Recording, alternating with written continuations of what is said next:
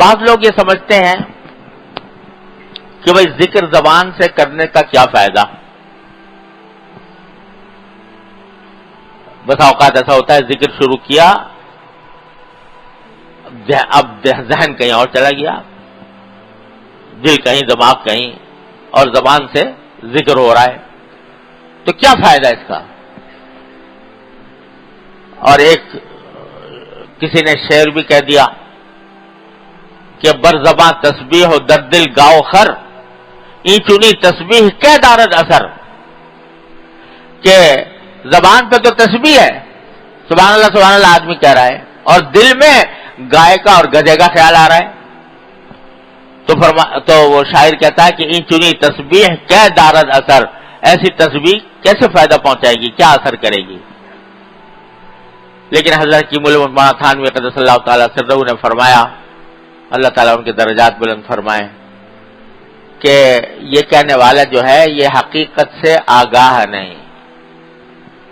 میں کہتا ہوں کہ برزباں تسبیح در دل گاؤ خر، ای چنی تسبیح ہم دارد اثر.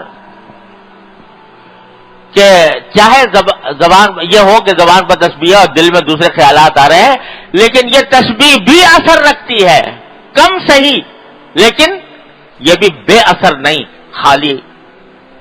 خالی از فائدہ نہیں. اور حضرت گنگوہی قدس اللہ تعالیٰ سرہ کا ارشاد پتہ نہیں ہمارے کتنے بزرگوں نے نقل فرمایا ہے.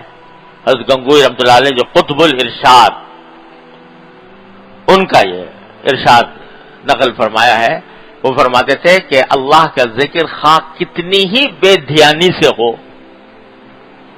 کتنی ہی بے دھیانی سے، بے توجہی سے ہو، یہ خالی اثر نہیں رہتا.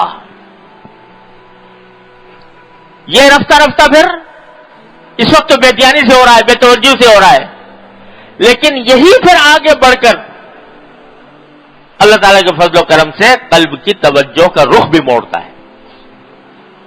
جو لوگ یہ سمجھ کر کہ زبانی ذکر کرنے سے کیا فائدہ، جب ذکر کو چھوڑ بیٹھتے ہیں یا نہیں کرتے تو وہ کبھی منزل تک نہیں پہنچ سکتے، وہ کبھی منزل تک نہیں پہنچ سکتے. یہ ذکر لسانی ہی ہے جو سیڑھی ہے، جو راستہ ہے ذکر قلبی پیدا ہونے کا. لہذا اس کو بیکار نہ سمجھے، اس کو یہ نہ سمجھے کہ یہ فائدے سے خالی ہے. جس کو یہ ذکر کی نعمت نصیب ہو جائے تو اللہ تبارک و تعالیٰ کے فضل و کرم سے انشاءاللہ کبھی نہ کبھی منزل تک پہنچے گا.